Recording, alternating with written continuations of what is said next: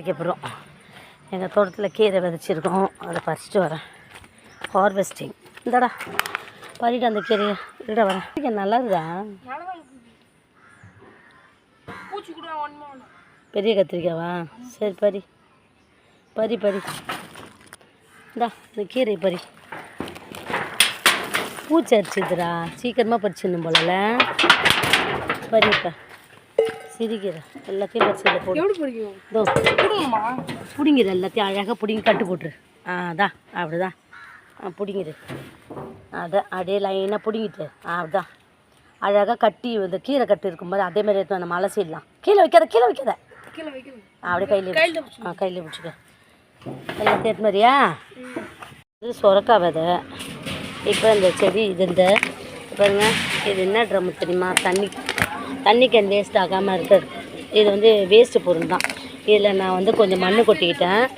மண் கொட்டிக்கிட்டு கொஞ்சம் குறுக்கில் ஆட்டு சாணம் போட்டுக்கிறேன். இந்த பாருங்க, இதுதான் ஆட்டு சாணம். இந்த ஆட்டு சாணத்தை ஒரு அடுக்கு போட்டுட்டு மறுபடியும் மண் கொட்டிக்கிறேன். ஒரு அடுக்கு மண் கொட்டிக்கலாம். முட்டை தோலெல்லாம் உடச்சி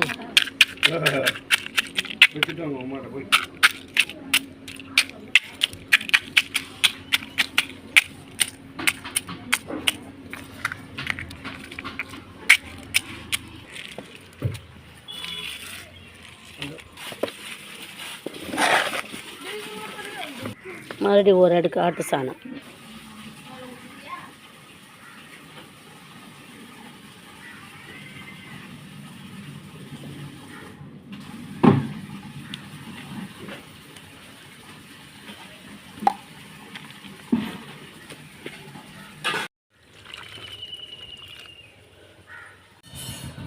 அந்த கீரை விதை எவ்வளோ? 20 ரூபாவா 40 ரூபாவா ஒரு விதை பாக்கெட்டு?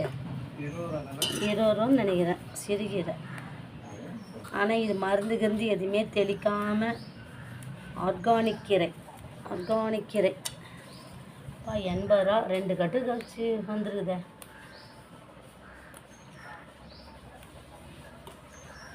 ரெண்டு கட்டு இருக்கும் பிரித்து போட்டால். நல்லா ஃப்ரெஷ்ஷாக இருக்குது கீரை.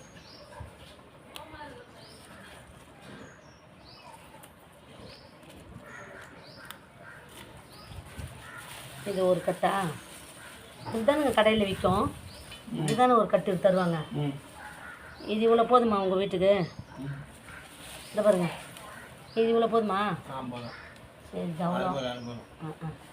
இது எவ்வளோ அவங்களுக்கு, இது நம்மளுக்கு போதும். ஆனால் இன்னும் பூக்க ஆரம்பிக்கல அந்த கீரை. வெறும் கீரையாக தான் இருக்குது. சும்மா பூச்சி வந்து அடிச்சிருக்குது போல். இவ்வளோ போதும் சமைக்கிறதுக்கு. எவ்வளோ ஃப்ரெஷ்ஷாக இருக்குதுப்பா கீரை. நாங்கள் பயிர் பண்ண சிறுகீரை. நாங்கள் வந்து கார்டனில் போய்ட்டு சிறுகீரை வாங்கிட்டு வந்துட்டோம் விதை. அந்த விதையை வந்து நாங்கள் வீட்டில் கொஞ்சம் மண் எடுத்து போட்டு அதில் விளைய வச்சோம். இது வந்து 1 மாதம் 1.5 மாதத்துலேயே கீரை வந்துடுச்சு. இதை பாருங்கள், 2 கட்டு கீரை வந்திருக்கு. ஒரு ஃபேமிலிக்கு போதும். இப்போ நாங்கள் வந்து ஏன் ஃபுல்லாக வேரோடு எடுத்துட்டோன்னா, இது வந்து மேல் பகுதி மட்டும் எடுத்துருக்கலாம், அடுத்தது விளைய விட்டுருக்கலாம். ஆனால் நாங்கள் வேறு இடத்துல கீரை பாதியும் போட போகிறோம், இது விளைய போட போகிறோம். அதனால் ஃபுல்லாக அந்த இடத்துல வந்து நாங்கள் வந்து வேரோடு பிடுங்கி எடுத்துன்னு வந்துட்டோம். இப்போ ஃப்ரெஷ்ஷான கீரை. நான் பூச்சி மருந்து எதுவும் நாங்கள் தெளிக்கவே இல்லை. அதனால தான் பூச்சி மருந்து தெளிக்கிறதுனால தான் பூச்சி வந்து சின்ன சின்ன ஹோல்ஸாக தின்னுட்டு போயிருக்கு நைட்டாக வந்து கீரையை. அதனால தான் இதில் வந்து ஒரு சின்ன சின்ன ஹோல்ஸ் இருக்குது. இல்லை பாருங்கள், அதனால தான் இந்த மாதிரி ஹோல்ஸ் இருக்குது. இப்போ நான் இதை பூச்சி மருந்தெல்லாம் அடிச்சிருந்தேன்னா ஹோல்ஸ் இருக்க சான்ஸ் இல்லை. இது வந்து ஆர்கானிக் ஃபுட்டு மாதிரி. இதில் எந்த பூச்சி மருந்தும் தெளிக்கலை. நாங்கள் மண்ணும் ஆட்டு சாணமும் மட்டும்தான் போட்டு அந்த கீரை விதைய விட்டோம். ரொம்ப சூப்பராக ஃப்ரெஷ்ஷாக நல்லா அழகாக வந்திருக்கு பாருங்கள். இப்போ நான் இதை வந்து சமைக்க போகிறேன். கீரை குழம்பு பண்ண போகிறேன். கீரை குழம்பு பண்ணுறது எப்படின்றதையும் நான் வீடியோவில் போடுறேன். எங்கள் கார்டனில் இது வந்து முல்லை செடி. இதுக்கு வந்து இந்த மாதிரி ஆர்ச்சி மாதிரி நாங்களே செட் பண்ணிட்டோம். இது வந்து ஒரு மரத்தில் வந்து வெட்டி எட்டுன்னு வந்தது. அது மாதிரி வளைச்சி ஆர்ச்சி மாடலில் நாங்கள் சேர்த்தோம். இதை பாருங்கள், முல்லை செடி. இதை பாருங்கள். அடுத்தது வந்து எல்லா செடியும் வச்சுருக்கேன். எனக்கு பிடிச்ச மாதிரி கார்டன் செட் பண்ணுறோம். இதில் விளைஞ்சது தான் கீரை கத்திரிக்காய்லாம் நம்ம தோட்டத்தில். இன்றைக்கி என்ன சமையல் பார்ப்போம். நான் வந்து எங்கள் தோட்டத்தில் விளைஞ்சது இந்த சிறுகீரை நாங்களே பயிர் பண்ணோம். நாங்கள் வந்து நர்சரி கார்டனில் போயிட்டு கீரை விதை வாங்கிட்டு வந்தோம். 20 ரூபாவோ 10 ரூபாவோ தெரில ஒரு பேக்கெட் விதை. நாங்கள் சிறுகீரை விதை வாங்கிட்டு ஒரு ட்ரே மாதிரி ட்ரேயில் மண் கொட்டி அதில் ஆட்டு சாணம்லாம் கொஞ்சம் மிக்ஸ் பண்ணி உரம்லாம் மிக்ஸ் பண்ணி நாங்கள் வந்து இந்த விதையை தூவணும். இது ஒரு 30-50 நாளில் 30-45 அதாவது 1.5 மாதத்துக்குள்ளே வந்துருச்சு. இதை பாருங்கள். இப்போ வந்து நான் அந்த சிறுகீரையை வந்து கடைய போகிறேன். நல்லா ஃப்ரெஷ்ஷாக ஆர்கானிக் சிறுகீரை. இப்போ நான் அதுக்கு வந்து பருப்பு அடுப்பில் வச்சுக்கிறேன். நான் வந்து தோரம் பருப்பு போட்டு தான் கடைய போகிறேன். இது வந்து பாசிப்பருப்பும் போட்டு கடையலாம். தோரம் பருப்பு வந்து வேகட்டும். அந்த சட்டியில் தோரம் பருப்பு அதுக்குள்ளே நம்ம கீரையை வாஷ் பண்ணிக்கிடலாம். நல்லா ஒரு 5 நேரம். நான் வந்து இதில் வந்து பூச்சி மருந்தெல்லாம் தெளிக்கவே இல்லை. அப்படியே சும்மா தண்ணி மட்டும் நாங்கள் பாய்ச்சோம். டெய்லியும் தண்ணி மட்டும் நாங்கள் ஊற்றி விட்டோம். இதுக்கு வந்து இதெல்லாம் பண்ணல. அந்த பூச்சி தெளிக்கிறது அந்த மாதிரி எதுவுமே பண்ணல. அப்படியே போட்டோம். ஒரே நாளில் வந்துச்சு. சரி ஃப்ரெஷ்ஷான கீரை ஏன் விடுமானு அதெல்லாம் நல்லா செய்திடலான்ட்டு அதை இப்போ நல்லா வாஷ் பண்ணிக்கிறேன். இதோட கொஞ்சம் உப்பு மஞ்சத்தூள் போட்டு வாஷ் பண்ணிக்கலான்னு பார்க்குறேன். ஏன்னா எதனா பூச்சிலாம் கூட மேலே பறந்து போயிருக்கோம். அதனால் நல்லா அகலமான பாத்திரத்தில் இதை வந்து நான் வாஷ் பண்ணி எடுத்துக்கிறேன். 2 கட்டு வந்தது. 2 கட்டு. நான் வந்து ஒரு கட்டு எடுத்துக்கிறேன் போதும். இப்போ இதை நான் வந்து கல்லுப்பு போட்டு கழுவி கொடுத்தேன். கல்லுப்பு போட்டு கழுவும்போது பூச்சி எதுனா இருந்தால் கூட போயிடும். அதனால தான் கல்லுப்பு போட்டு நல்லா கழுவிக்கலாம். அதுக்குள்ளே பருப்பு வேகும். கொஞ்சம் நேரம் கல்லுப்பு போட்டு ஊற வச்சுப்போம். கீரை தண்ணியில் கல்லுப்பில் ஊறட்டும். அதுக்குள்ளே வெங்காயம் தக்காளி அரைச்சிட்டு வரலாம். வேகுது பார்த்திங்களா? அதோட சாம்பார் வெங்காயம், பச்சை மிளகா, தக்காளி இதெல்லாம் போட்டுக்கிட்டேன். எல்லாம் சேர்ந்து வேகட்டும். சீரகம் கொஞ்சம் போட்டுக்கிடலாம். சீரகம் ரொம்ப முக்கியம்ப்பா. சமையலுக்கு சீரகம் தான் ரொம்ப முக்கியம். சீரகம் போட்டுக்கலாம். இப்போ இது நல்லா வேகட்டும். பருப்பு கீரை உப்பு தண்ணியில் ஊற வச்சுருக்கேன். அது தனியாக எடுத்து வச்சு இந்த கீரை இந்த பருப்பு வேகட்டும். இந்த பருப்பு, தக்காளி, சாம்பார் வெங்காயம், பச்சை மிளகா, சீரகம் இதை வந்து போட்டு வேக வைக்கிறேன். அதுக்குள்ளே கீரையை வந்து ஊற வச்சுருக்கேன். நல்லா உப்பு ஊறட்டும். இப்போ வந்து ஒரு சட்டியில் வந்து காரக்குழம்பு செய்ய போகிறேன். இன்றைக்கி காரக்குழம்பும் கீரை கிடச்சிருந்தான். இப்போ காரக்குழம்பு பண்ணுறதுக்கு வெங்காயம் தக்காளி மிக்ஸி ஜாரில் போட்டு அரைச்சிக்கிறேன். ரொம்ப டேஸ்ட்டாக இருக்கும். இந்த மாதிரி மாடலில் நீங்கள் செய்து சாப்பிட்டிங்கன்னா 4-5 சாம்பார் வெங்காயம் உள்ள கொஞ்சம் தக்காளி ஏதோ போட்டு மிக்ஸி ஜாரில் வந்து அரைச்சி எடுத்துகிட்டு வரேன். சட்டி நல்லா காஞ்சிச்சு. நான் எண்ணெய் ஊற்றிக்கிறேன். இந்த காரக்குழம்பு மறுநாள் கூட நல்லாயிருக்கும். சூப்பராக குழம்பு. இப்போ சட்டி சூடாகட்டும். சட்டி எண்ணெய் சூடாகட்டும். அதுக்குள்ளே இது வெந்திருக்கா பார்ப்போம். பருப்பு ஒரு 3/4 வேக்காடு வந்துச்சுன்னா கூட இதில் கீரையை போட்டுடலாம். 2 ஈவனாக 2 வந்துடும். இதில் தாளிச்சு எடுத்துக்கலாம். இது கொஞ்சம் எண்ணெய் சூடாகுதுன்னு நினைக்கிறேன். வந்து கடுகு போட்டுக்கிறேன். இன்றைக்கி லஞ்ச் வந்ததுன்னா புது மாடலில் காரக்குழம்பும் தோட்டத்துக்கு கீரை கடைச்சலும் இது போட்டுக்கிறேன். வெங்காயம் எல்லாத்துக்குமே சீரகம் போட்டால் ரொம்ப நல்லாயிருக்கும். இதெல்லாம் போட்டுக்கிறேன். கொஞ்சம் பொடியிட்டோம். அதுக்குள்ளே இது வெந்துக்காய் பார்ப்போம். வேகுது. மிக்ஸி ஜாரில் சாம்பார் வெங்காயமும் தக்காளி அரைச்சி எடுத்து வந்துருக்கேன். இது இன்னும் கடுகு பொடியில் பொடியிட்டோம். நம்ம வீட்டில் எந்த குழம்பு பண்ணுறதா இருந்தாலும் முக்கால்வாசி நம்ம வந்து சாம்பார் வெங்காயம், வெந்தயம், சீரகம் இதெல்லாம் யூஸ் பண்ணணும். அதுதான் உடம்புக்கு ரொம்ப நல்லது. அதுக்கப்புறம் பூண்டு, மிளகு இதெல்லாம் யூஸ் பண்ணணும். கடுகு பொரிஞ்சிச்சு. வெங்காயத்தை போட்டுக்கிறேன். வெங்காயத்தோடு சேர்த்து கருவேப்பிலையும் போட்டுக்கலாம். கருவேப்பிலாம் நல்லா கழுவிட்டு தான் போடணும். யூஸ் பண்ணணும். ஏன்னா கருவேப்பிலை செடியிலலாம் பூச்சி அடிக்கிறாங்க, பூச்சி மருந்து அடிக்கிறாங்களாம். கருவேப்பிலை செடிக்கு பூச்சி வராமல் இருக்கிறதுக்கு மருந்து அடிப்பாங்க. அதனால் கருவேப்பிலை அப்படியே போட்டக்கூடாதுனால கழுவிட்டு தான் போடணும். அடுத்தது கல்லூரி கொஞ்சம் போட்டுக்கலாம். நான் எப்பவுமே கல்லூப்பை வந்து வெங்காயத்தொடையே போட்டுருவேன், வதக்கிடுவேன். வெங்காயத்தொடையே சேர்த்து விட்டுருவேன். அதுக்குள்ளே இந்த பருப்பம் வேகுது, ஒன்றா போட்டு எடுத்து வேக வச்சுருக்கேன். புளி ஊற வச்சுட்டேன். இந்த சாம்பார் வெங்காயத்து தக்காளி ஒன்றா போட்டுருவேன். இதையும் போட்டு இதோட மிக்ஸ் பண்ணி விடலாம். அதுக்குள்ளே நான் புளியை கரைச்சி மிக்ஸி ஜாரில் ஊற்றி வச்சுக்கிறேன். காரக்குழம்பு செம்ம டேஸ்ட்டாக இருக்கும். சீக்கிரமாகவும் செய்ததுன்னா பொருளும் ரொம்ப தேவையில்லை. சாம்பார் வெங்காயம் இல்லாதன்னா பெரிய வெங்காயம் யூஸ் பண்ணிக்கலாம், ஒன்றும் அவசரம் இல்லை. இதெல்லாம் போடணும் இல்லை. சாம்பார் வெங்காயம் இல்லைன்னா பெரிய வெங்காயம் போட்டு அரைச்சிக்கிடலாம்.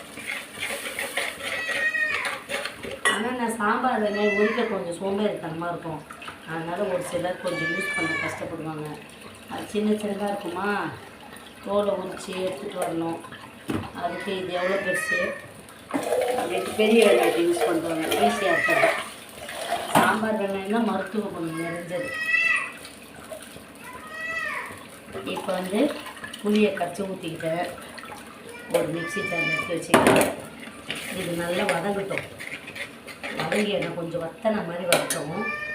அதுக்குள்ளே கீரை பருப்பு ஓரளவு வெந்திருக்கு.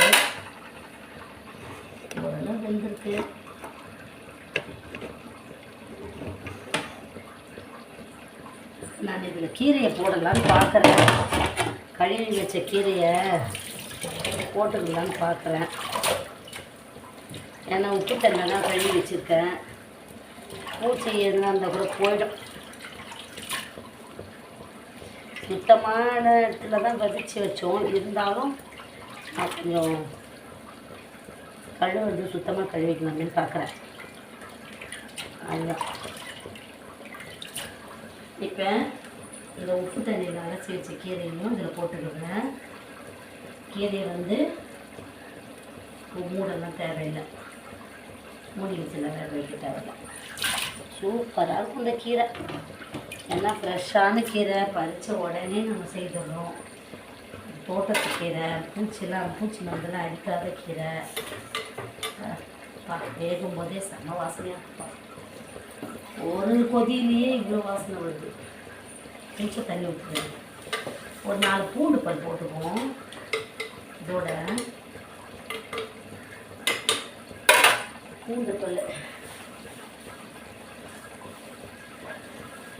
4 பூண்டு போட்டுக்குவோம் உரிச்சி.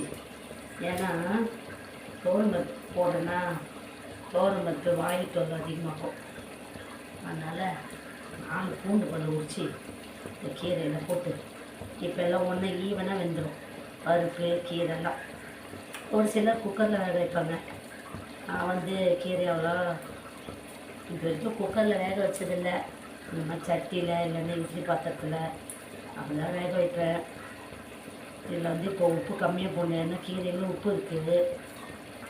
நான் உப்பு தண்ணி போட்டு தானே கழுவுனேன். நல்லா 4-5 தண்ணி கழுவிட்டு ஃபைனலாக உப்பு தண்ணி போட்டு கழுவிட்டேன்.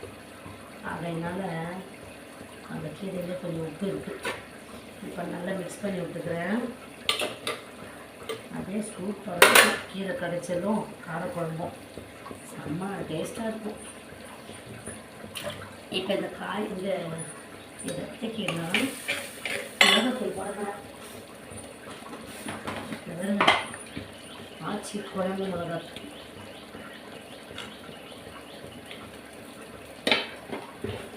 மிக்ஸ் பண்ணி விட்டுருக்கேன்.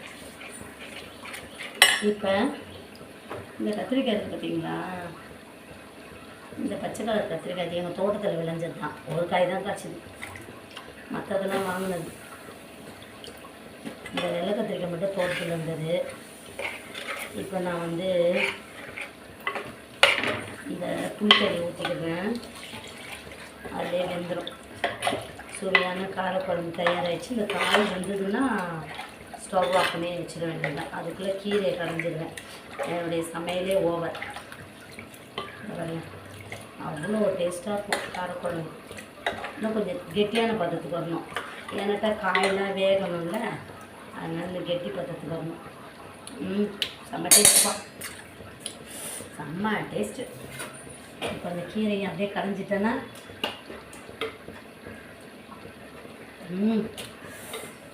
கீரை நல்லா வேகட்டும். ஓப்பன் பண்ண வைக்கணும், கீரையை மூடி வச்சு வேக வைக்கக்கூடாது. ஓகே, காரக்குழம்பும் கீரையும் கடையிறதில்ல, இந்த காயில் அப்புறம் வேஸ்ட்டாக தான் போயிடும். கொத்தவரங்காய் பொரியலும் பண்ணிடலான்னு பார்க்குறேன்.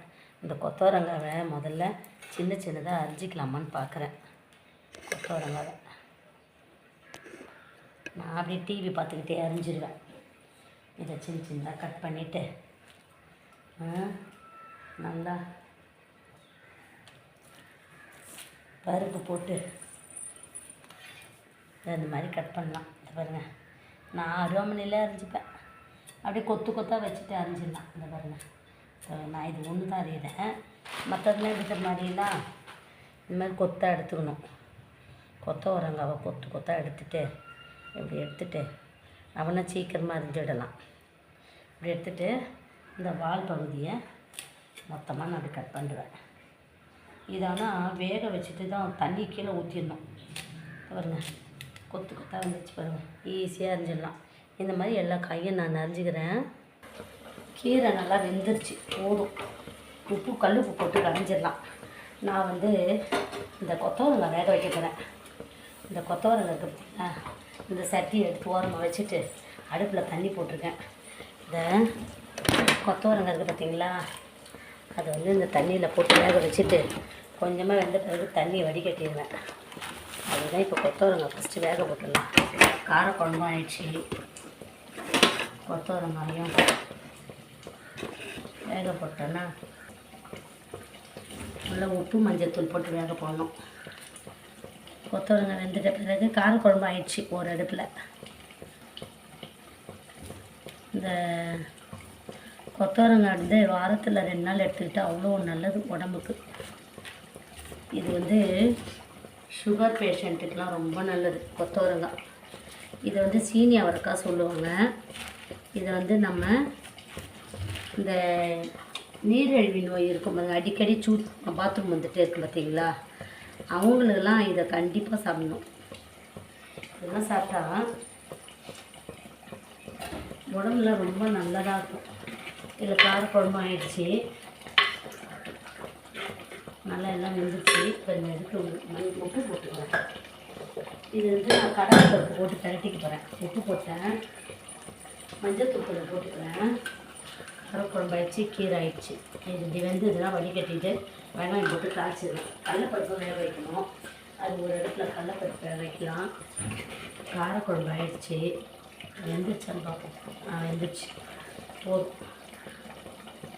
நம்ம டேஸ்ட் காரக்குழம்பு இதை ஆஃப் பண்ணிடுவோம். இப்போ ஒரு இடத்துல கடலைப்பருப்பு வேக போட்டுக்கிறேன். இது வேகுதா, கடலைப்பருப்பு வேகட்டும். 2 ஒன்றா தாளித்து போட்டுற வேண்டியதான். சுவையான கொத்தவரங்காய் பொரியல் ரெடி ஆகிடுச்சு, காரக்குழம்பு ரெடி ஆகிடுச்சு. கீரை மட்டும் கொஞ்சம் கல்லுப்பு போட்டு கடைஞ்சிட்டு போகிறேன். கல்லுப்பு போட்டு கடையும் போது ஈஸியாக கடையணும். இவ்வளோ கல்லுப்பு போட்டு இந்த கீரையை நல்லா கடைஞ்சி எடுத்து வந்துடுறேன். மொத்தத்தில் கடைஞ்சாதான், நான் இந்த பருப்பு சட்டியில் வச்சு கீரையை கடைஞ்சால் தான் ரொம்ப டேஸ்ட்டாக இருக்கும். ஒரு சிலர் மிக்சியில் அரைப்பாங்க, அதனால் மிக்சியில் அரைச்சா அதனோட ருசி வேறையாக இருக்கும். நம்ம மண் சட்டியில் பருப்பு சட்டியில் போட்டு மத்து வச்சு கடையும் போது அது ஒரு டேஸ்ட்டாக இருக்கும். இந்த பாருங்கள், அதே மத்து வச்சு கடைஞ்சிட்டு போகிறேன். கல்லுப்பு போட்டுக்கிட்டேன். இந்த மாதிரி நம்ம மத்து வச்சு கல்லுப்பு போட்டு கடையும் போது சூப்பராக இருக்கும் கீரை. இதை தாளிக்கிறதுனாலும் தாளிச்சிக்கலாம், தாளிக்காம வச்சாலும் சாப்பிடலாம் அப்படியே. இது எங்கள் தோட்டத்து கீரை, ரொம்ப ஃப்ரெஷ்ஷாக இருக்குது பாருங்கள். பாருங்கள், இதை எடுத்து காமிக்கிறேன். சுவையான பருப்பு கீரை தயாராகிடுச்சு. இந்த மாதிரி நம்ம கீரை கடையிறதெல்லாம் நமக்கு ஒரு எக்ஸசைஸ் மாதிரி. அது கால் இடுக்கில் வச்சு இப்படி பிடிச்சிட்டு கடைவாங்க. இப்போ நான் அப்படி தான் கடைய போகிறேன். நான் வீடியோக்காக இந்த மாதிரி கடைச்சி காமிக்கிறேன். நான் அதுக்குள்ளே இந்த கீரையை நல்லா கடைஞ்சிட்டு வந்துடுறேன். இதை பாருங்க, கீரை நல்லா நைஸாக கடைஞ்சிட்டேன். செம்ம டேஸ்ட்டாக இருக்கும். செம்ம டேஸ்ட்டு. ஒரு சிலர் புளி போட்டு கடைவாங்க.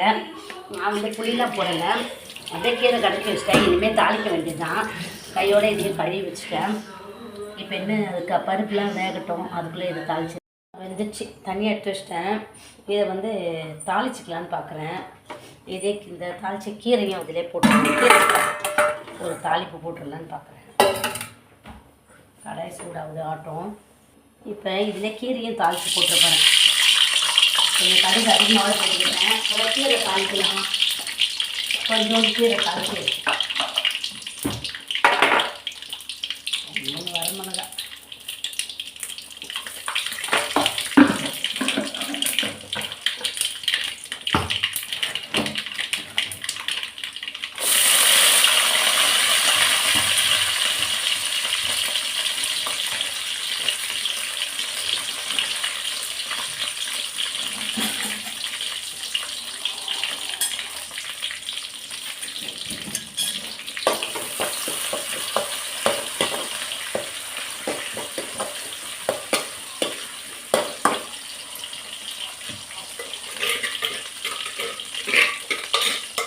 கொஞ்சம் தாளித்து போட்டால் நல்லாயிருக்கும். கொஞ்சம் ப்ரௌன் கலரில் வரட்டும், பொன்னிறமாக.